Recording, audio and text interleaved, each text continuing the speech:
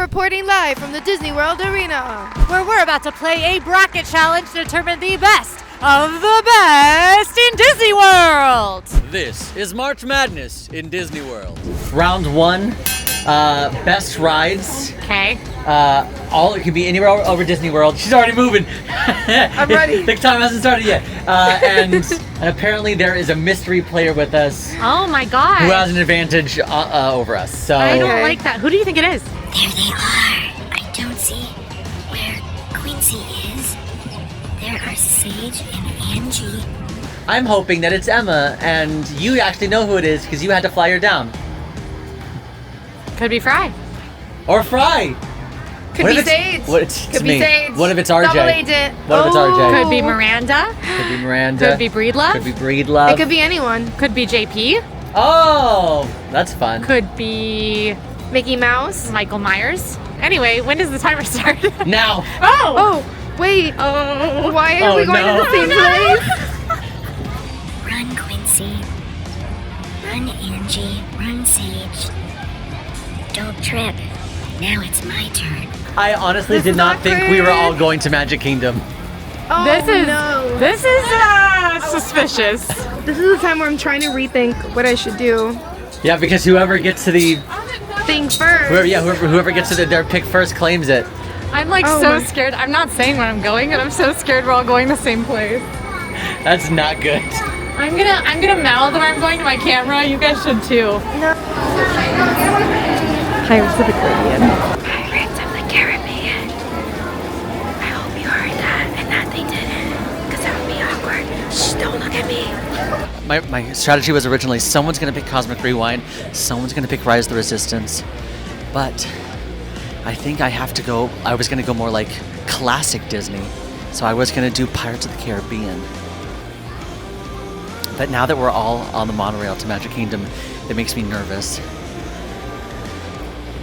I'm gonna do my best to claim Pirates of the Caribbean, but if I don't get it, I am gonna go to Hollywood Studios and claim Rise of the Resistance. I need everyone to know that Sage just grifted off of my expert crowd weaving skills. He thinks he's slick. He's just obsessed with me. No, I'm actually here because I know that if you pick the monorail part all the way to the right, you can go down the stairs quicker and you'll be to the gate quicker. So that's why I'm here. Sorry about it. Boop. There they are. I'm getting on a completely different monorail cart, I guess, just so I can lose them.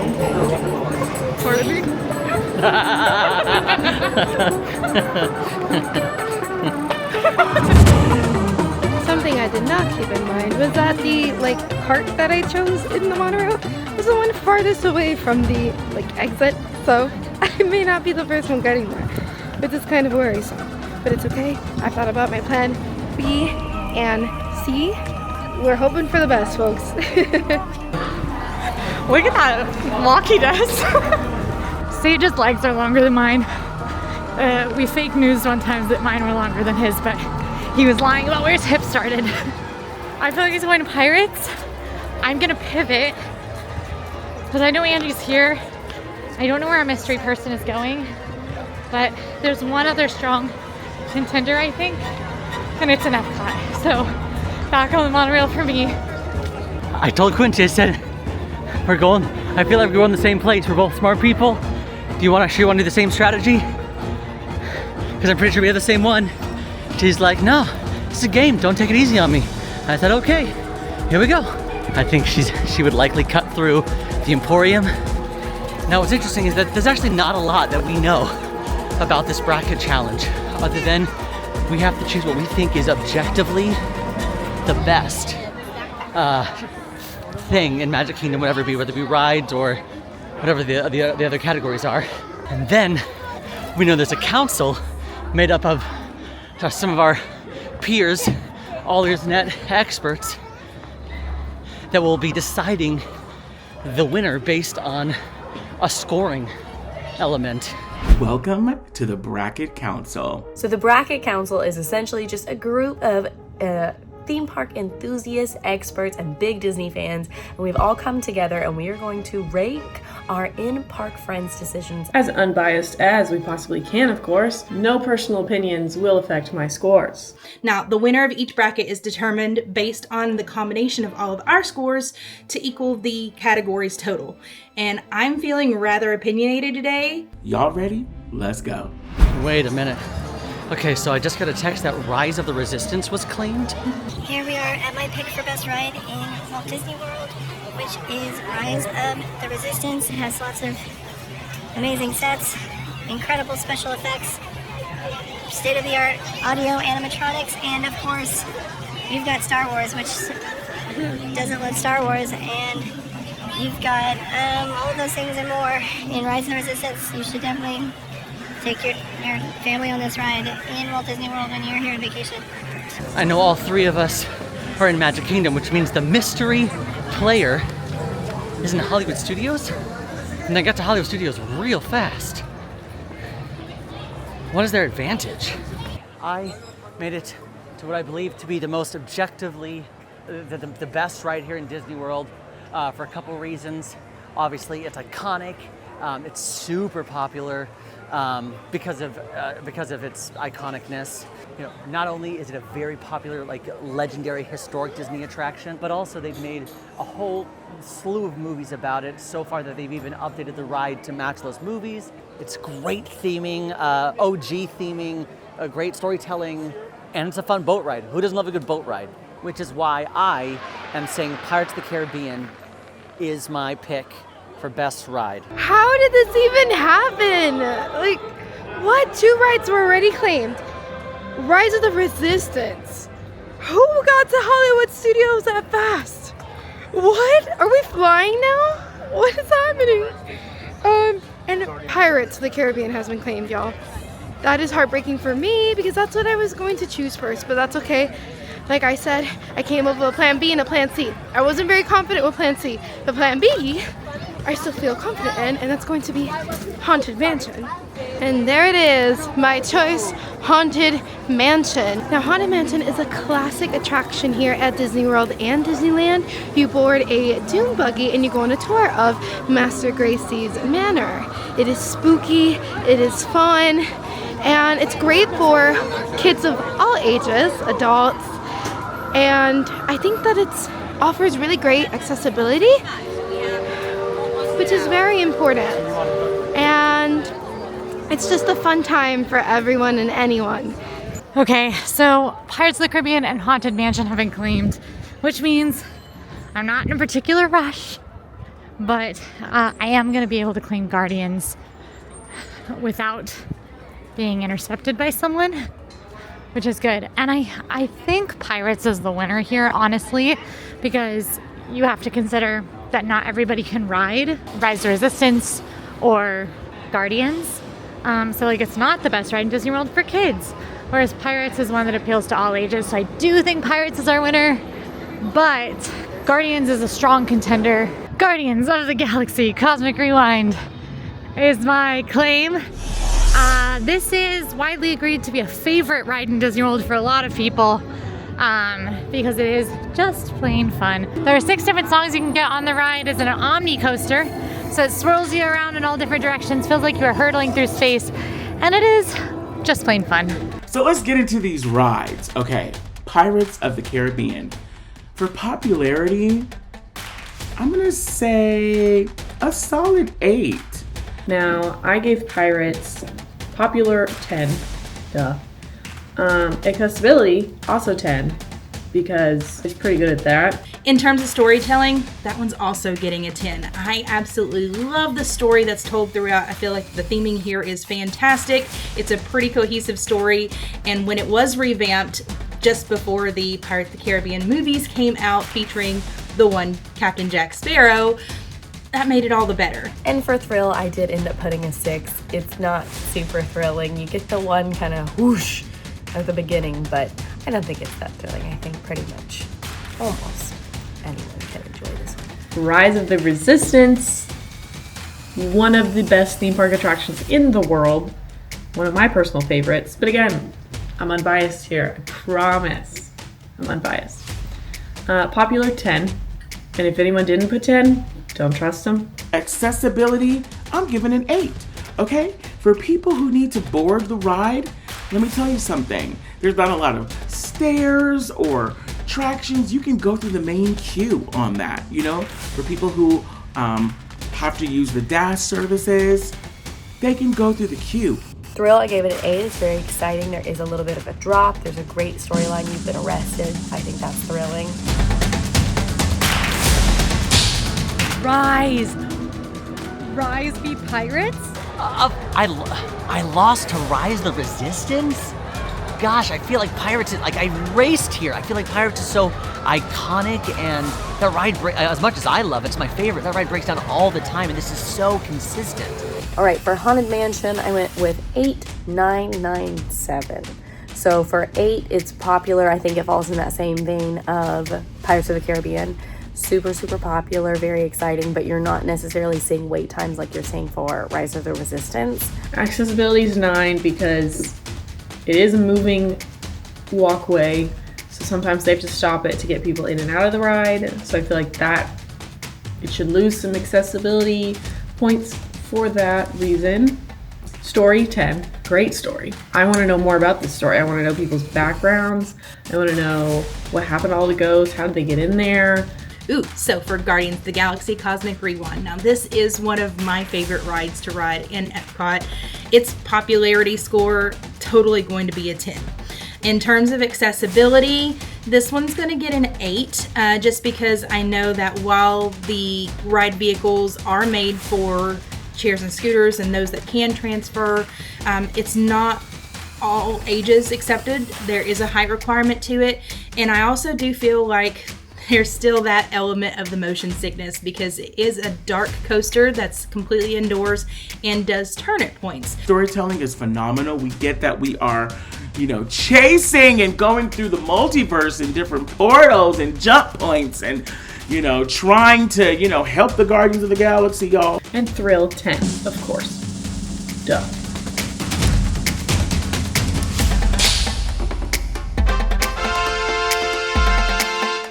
Wow, Rise the Resistance, the overall winner for round 1. That's really interesting.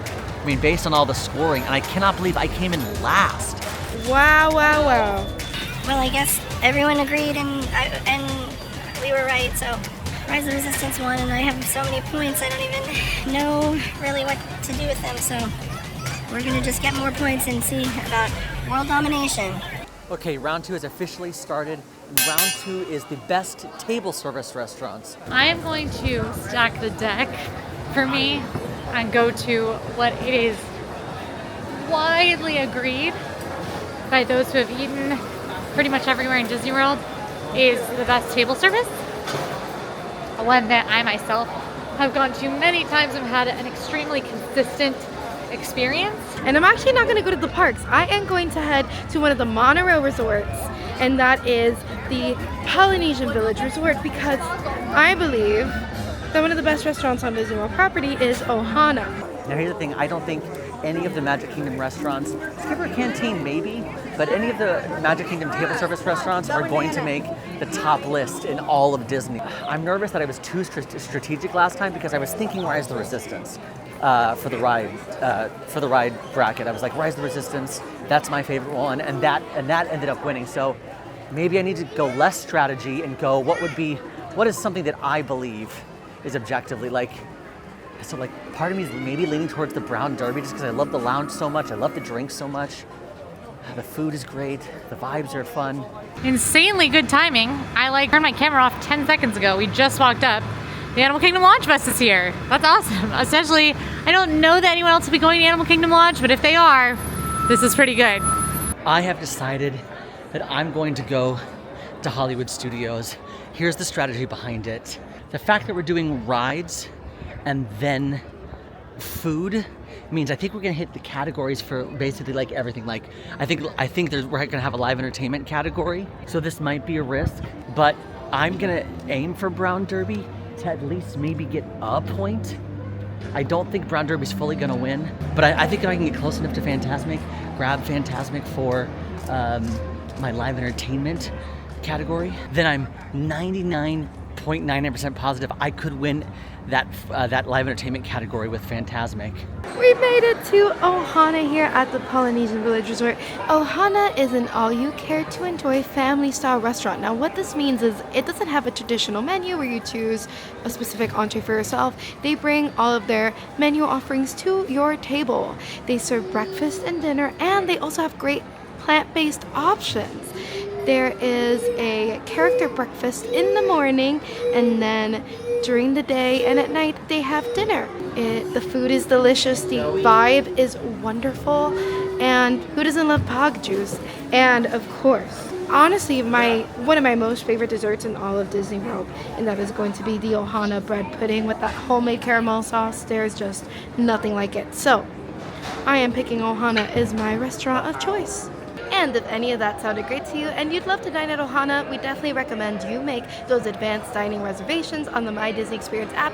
You can make your reservations up to 60 days in advance, which we truly recommend here because they go fast. Ohana is very popular, and that is why I'm hoping that it might give me that winning point. California Grill, my choice for the best restaurant in all of Walt Disney World. You check in here at this desk, and then you go around the corner here, and they take you up in an elevator, and then you have a panoramic view of Magic Kingdom and this section of the Walt Disney World Resort. Contemporary resort opened in 1971 on October 1st with the rest of the Walt Disney World, and it is a really good restaurant because it's delicious, and a lot of people will say Victoria and Albert's is the best restaurant in Walt Disney World, and that's probably true based on a lot of different pieces of information, but this is a different criteria we are following today, and accessibility is one of the things we have to keep in mind, and that means that accessibility is financial in addition to the other accessibility concerns we have to consider. So that means that I have to tell you that Victoria and Albert's is too expensive for basically everyone, and California Grill's a little more affordable. You could probably put this on a credit card and pay it off within the year, and Victoria and Albert's you might have to take a mortgage on your house, but it's really delicious. But so is California Grill, and you get to watch the fireworks and look at Magic Kingdom, and it's elegant and it's romantic. If you like having a romantic date where you do some kissing while the fireworks go off, you can do that at California Grill, but don't be too gratuitous about it. Okay, I'm officially claiming Brown Derby. We made it. The Hollywood Brown Derby is again another iconic table service location here in Hollywood Studios. You've got those classic Hollywood vibes. It is based on a real place in Hollywood. Stepping inside of it definitely feels like a place that movie stars, actually attended, or not just attended, but like they frequent regularly. They got some really great American dishes. The Cobb salad. Last time I went there, I had this really great steak. It was a little rare. That's okay. I'm more of a medium person, but I know there's a lot of rare steak fanatics out there. But the cocktails, these are some of the best cocktails you will have anywhere on Disney property. Specifically, not even just at the Hollywood Brown Derby, but the Hollywood Brown Derby Lounge. I did check, that does count when it comes to Hollywood Brown Derby. We're counting all of Hollywood Brown Derby here. Okay, I have made it to Animal Kingdom Lodge. Longer bus ride, took about 20 minutes. Animal Kingdom Lodge is a while out of the way. This is the biggest downside to it. Also, you'll see that room rates here are the cheapest of any deluxe.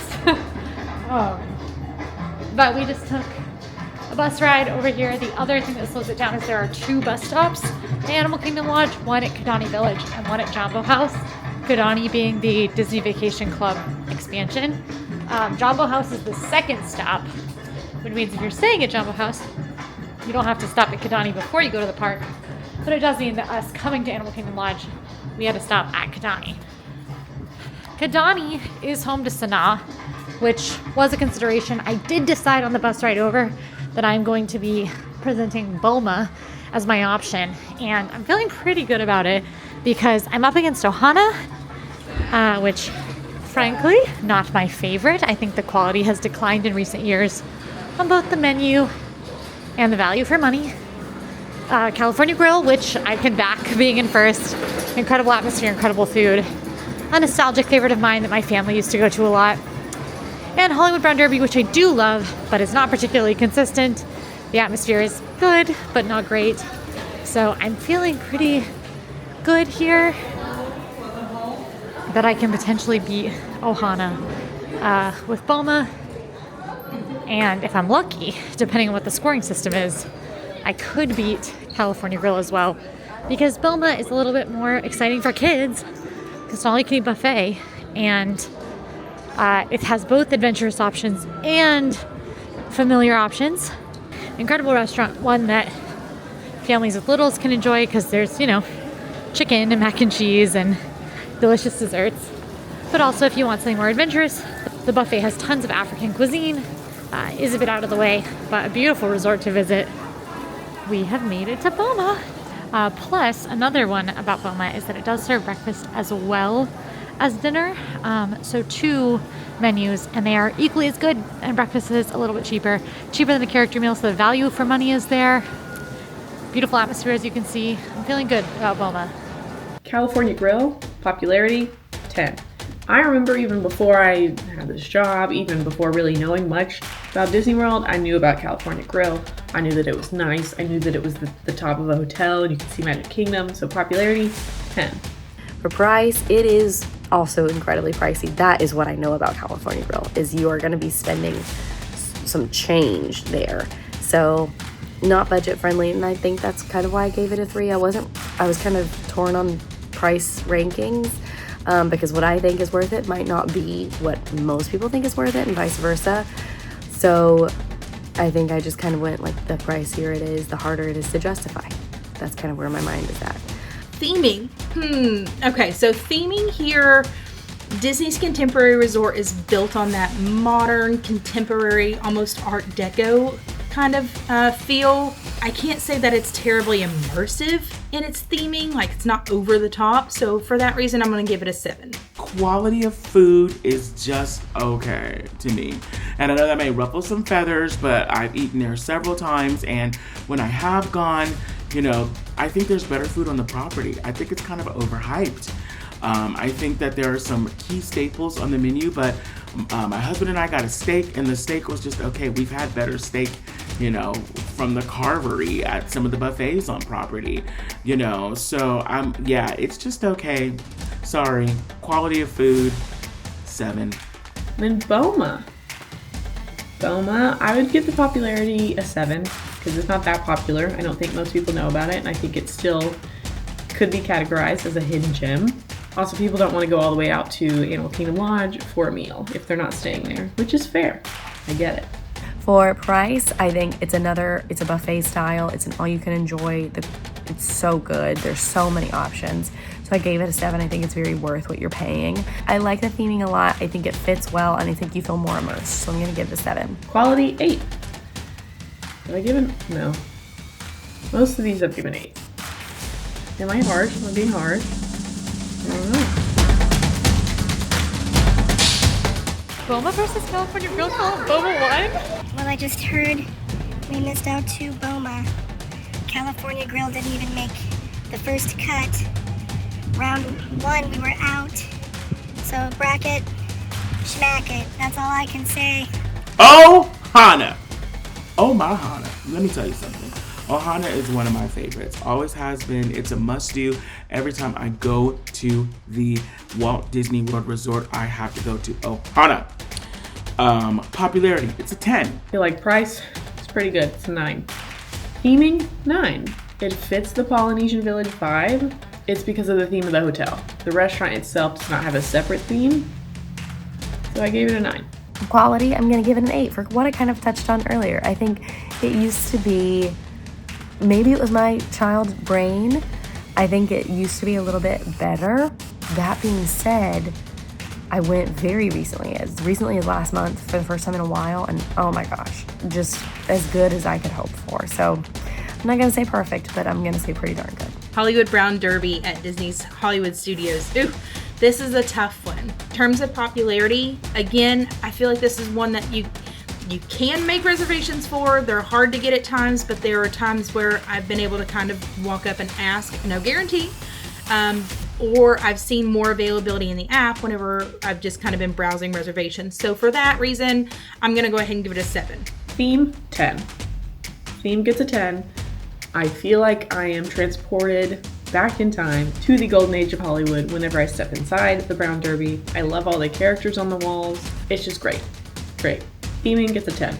Now, in terms of price, this is a signature dining restaurant. Now, what we mean by signature dining restaurant is they tend to be a little bit pricier for the plates there, and your food seems to mimic more of like a fine dining type atmosphere rather than a regular entree casual type meal. So for that, I'm gonna give it a 7 just because it's not something that you're probably gonna be looking for as an everyday eat. And then quality, I gave it an 8. It's not outstanding. I mean, it is, but like, yeah, I don't know, I just gave it an 8.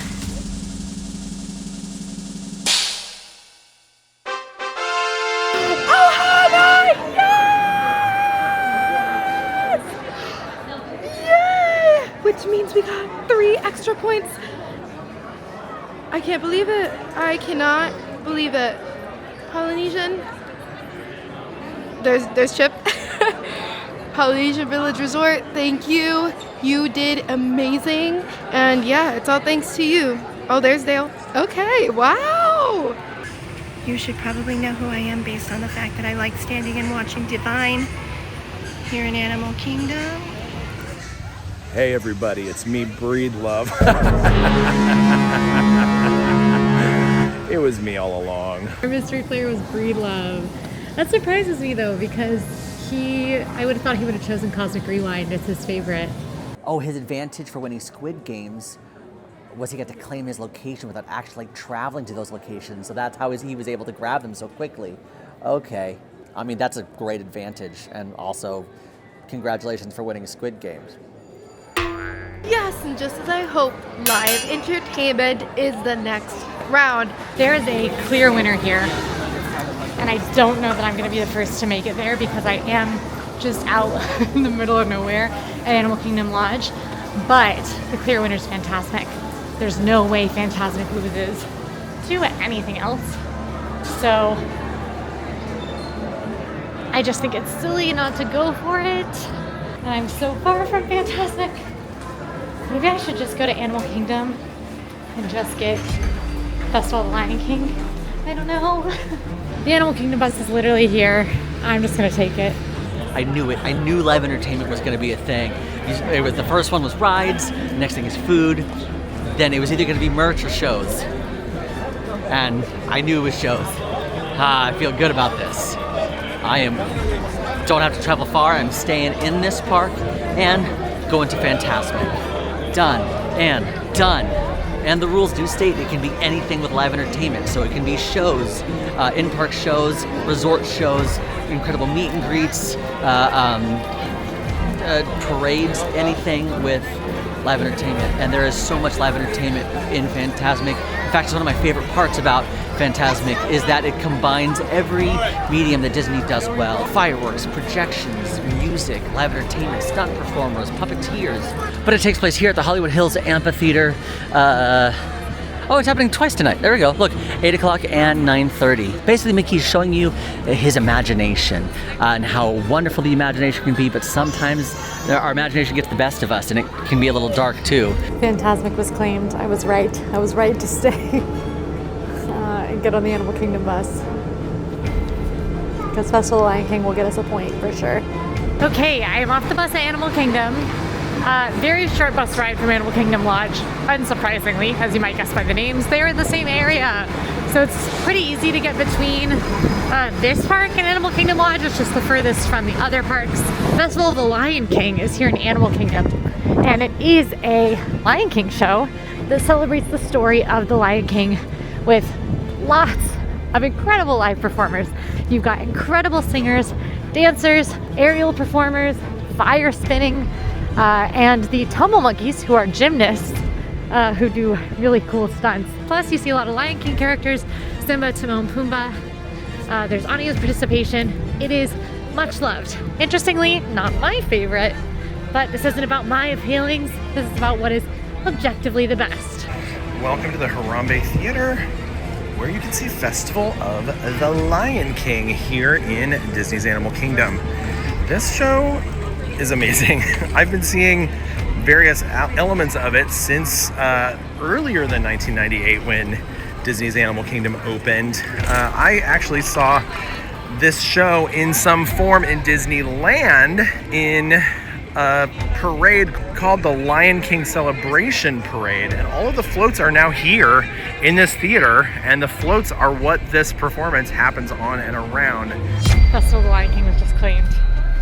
That's bad. Okay, do I go for Happily Ever After? Does it count? There's a live performer in it. So back on a bus. I still don't think, is it here? Hollywood Studios. Oh, it is here. What is up with my bus luck today? As long as it doesn't pull away. I'm not sure if Happily Ever After counts. I do not pull away right now. No, it's pulling away. No. Magic Kingdom bus. Happily Ever After. The council is actually deciding if it counts or not. It does have one live performer in it. So it is live entertainment. I don't think it's that strong of a pick because I guarantee that the scoring for this is based on true live shows. But I also have a backup in the Festival of Fantasy Parade, which I also think is incredible. So I'm gonna head that way and we will see what we end up with. But it's good because it does position me for my round 4 pick. The council has weighed in and has decided that if it is not a majority of live entertainment, it is not live entertainment, so Happily Ever After does not count. Okay, great. Then we're just gonna go get the Festival of Fantasy Parade. Okay, I am back inside of Magic Kingdom. I am on Main Street, where this is the last route for the Festival of Fantasy Parade, but I am claiming it. I'm pretty confident with this one. Parades are iconic, they are classic to Disney World, and I feel like everybody smiles when they're watching the parade. There's some beloved characters on it. Very incredible familiar music, and again, that Maleficent float with the fire breathing, with the fire technique, it blows my mind every single time I see it. It never gets less magical no matter how many times this parade is seen. So I'm gonna go with that one. Let's go, Festival of Fantasy Parade. I believe in you. Okay, I'm in Magic Kingdom again. Festival of Fantasy is actually coming, but guess what? I got claimed before I could get here. So I had 2 swiped out from under me, which means I'm instead headed to the castle to claim the castle show, which I do not think is going to beat any of these things. But, you know, it's how the cookie crumbles. Maybe I should have teamed up. Fantastic against Mickey's Friendship Fair. The seating is bad. We all know where this is gonna go. Okay, we're starting off with my favorite, Fantasmic. Popularity, this one's getting a 10. Fantasmic does have limited seating and it fills up. And maybe not every single night, but a lot of nights, especially during busier times. At times we'll have to add, I'm Disney. At times Disney will have to add multiple showings because of the crowds. It is amazing and popularity is a 10. How much does it inspire you? And it is a battle of the wills, so to speak, between good and evil and see who's going to take over. So because of that, I feel like it's very inspiring to show you that it's not always a bad thing to have different elements to your imagination. So in terms of inspiration, total 10. Emotion, child, emotion is a 10. Emotion, I gave a 10 because you know, Fantasmic has that ability to really just inspire all of your senses. My score for Fantasmic is a perfect 10. Perfect 40. 10s across the board. Okay, Friendship Fair. For popularity, I give this one a 6. It is not as popular. It runs many times throughout the day. I think a lot of people treat this one kind of like it's drive-by entertainment, whereas the other 3 you have to be very intentional to catch. Emotion, again, I gave it another 7. It's not hitting me in the feels as other shows do, so 7. Accessibility. Okay, so this one's a little tough because the accessibility, again, something for all ages. It's easy to watch when the weather cooperates because, again, it's an outdoor live entertainment option. So if it's raining in the slightest, because we've got wonderful performers that are up there twirling and dancing, it could get a little slippery for them. So that being said, we're gonna rank this one a little less on our list there at a 7. Performance, I gave this one a 6. I really like this show. It's a lot of characters. Live entertainment is very important. The dancers are absolutely incredible. This isn't a reflection on the performance of the actors. I don't know. It's pretty simple. They're all just kind of on a stage dancing around, and then sometimes Elsa will like throw up some magic. And I think when you compare it to the other things in this category, it's just not on the same level. My first win. That's a point for me. Festival of the Lion King in Animal Kingdom, popularity, I give it a 9. It's not the most popular show in Disney World, so I took off 1 point. Emotion, I'm gonna give Festival of the Lion King an 8. I am crying a lot in this show. I absolutely love it. Now, in terms of accessibility, this show is made for accessibility. And when I say that, they are super accommodative. For one, it's an indoor theater, so you're never going to be out among the elements. So if it's raining or the sun is shining blazingly hot, you're still going to be able to go in and enjoy the show and get out from those weather elements. Those that are in wheelchairs or scooters are wonderfully accommodated. Again, you're in bleacher style seating, but then they've also got areas for each of those that need those accessibility options and their families to sit a little bit closer to the ground level, so it's easier for them to get out whenever the theater lets out. And kids are of all ages are invited for this one, so there's no age limit or anything like that. And if you have to leave the show a little early, ask me how I know with little ones, there's a very quick exit most of the time throughout the show. Quality of entertainment, 10. Absolutely. No doubt about it, 10. You've got the fire performer guy, you've got the acrobat monkeys, you've got the birds flying around. This is top notch, very high quality. This is where my hater energy comes in. I think a lot of people skip parades. I am traditionally a parade skipper, and so I get it. The ride times are low, so I get it. Popularity is going to be 7. Emotion, I give it an 8 because it's all your favorite characters, but it doesn't pull that emotion out of you. Like, I'm not crying when I watch this parade, you know? Accessibility, incredibly, I give it a 9. And here's why. Because you don't necessarily need any special accommodations to view the Festival of Fantasy. You just gotta show up and get a good seat, okay? Doesn't matter. There's no stadium, there's no, theater that you have to go into. Quality, I had to knock it down a little bit because, listen, some of those floats are in bad shape. By 1 point, Fantasmic? That's wild. By 1 point. Fantastic! Oh, feels good. I'm glad that strategy worked out for me. I was nervous about it. All those ones at 1 point, I was like, watch me lose. And this whole strategy would be for nothing, but I'm so thrilled that worked out. Festival of the Lion King beat by Fantasmic by only 1 point. I guess that's fair. Fantasmic is an incredible show. It's better in Disneyland, and it only happens at night. Wait a minute, it's not fair. Festival of the Lion King happens all day. We just got a text that said this is definitely our final round. It's literally anyone's game, and whoever gets this determines the winner. But what's hard now is that I'm all the way at Hollywood Studios, and I know there are people at Magic Kingdom because they claim both Friendship Fair and Festival of Fantasy. But I have to go all the way back to my car, and I'm honestly not quite sure where I'm gonna, what resort I'm gonna choose. I am rushing at this point because I've had stuff swiped out from under me too often today. And I'm not getting this swiped out from under me. That's for darn sure. Wilderness Lodge is where I'm headed. I don't see any of my peeps in line to take a boat to Wilderness Lodge. So either they're not going there or they beat me there, which would make me very sad. But it would also be impressive. Oh my goodness. My mind keeps flip-flopping between Polynesian or Grand Floridian. I don't know if I should follow my heart or follow my brain. My brain says Polynesian, duh, it's gorgeous.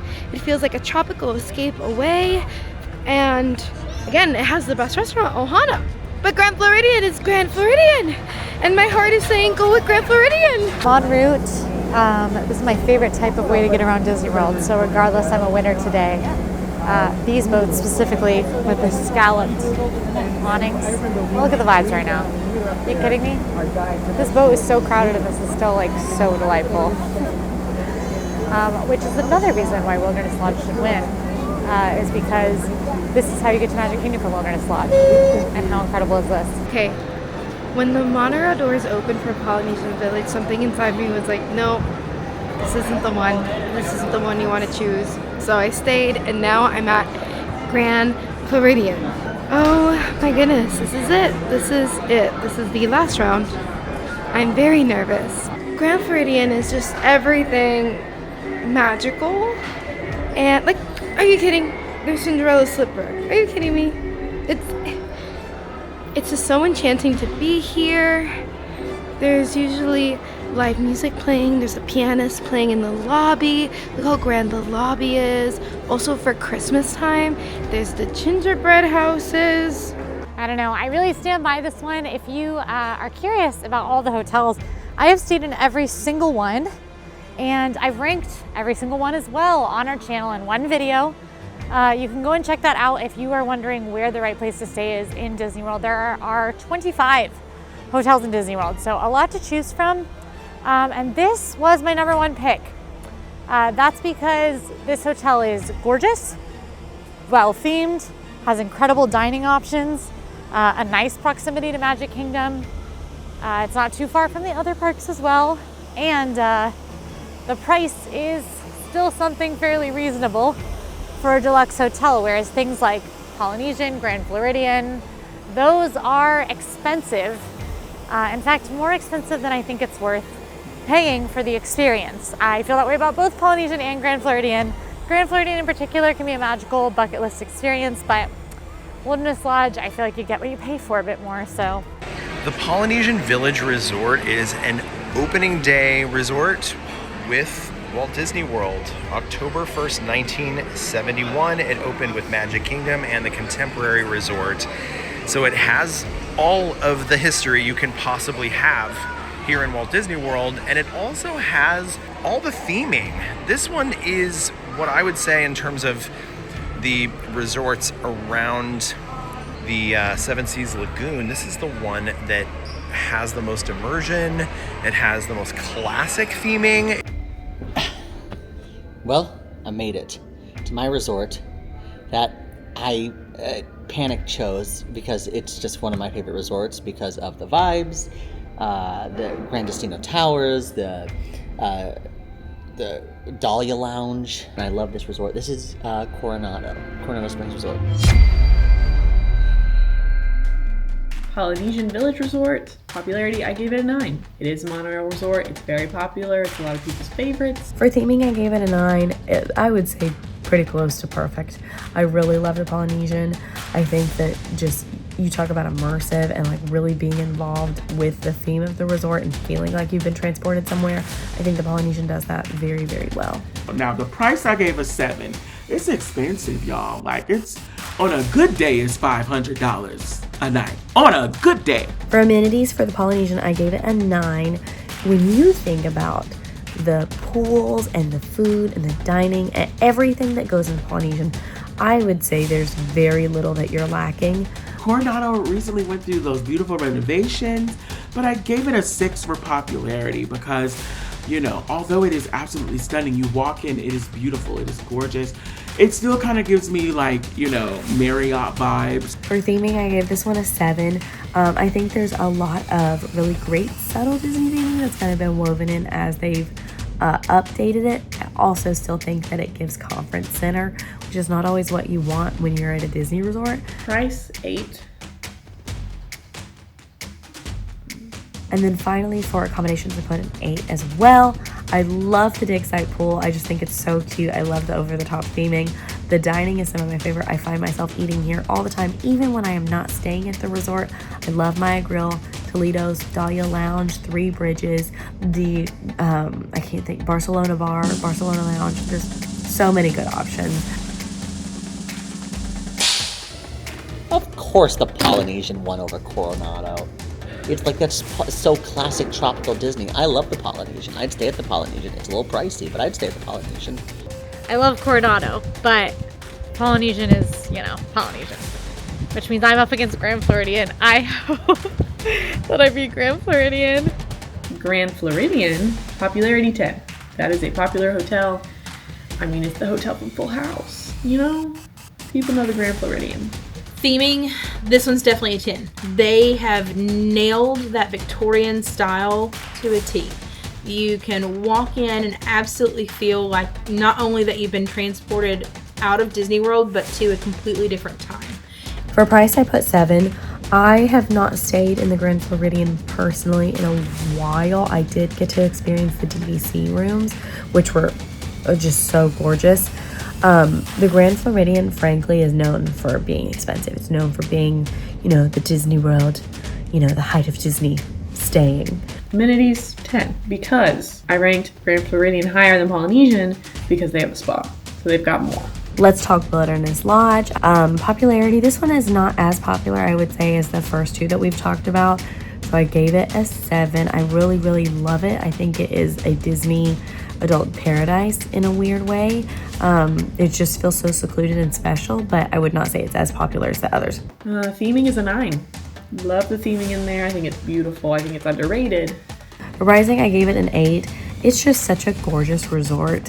I really love being there. I love the atmosphere, and I think what you get is very much worth the price that you're paying. Amenities 9. Yeah, I think there's a lot to do there. I would much rather spend time at Wilderness Lodge. So 9.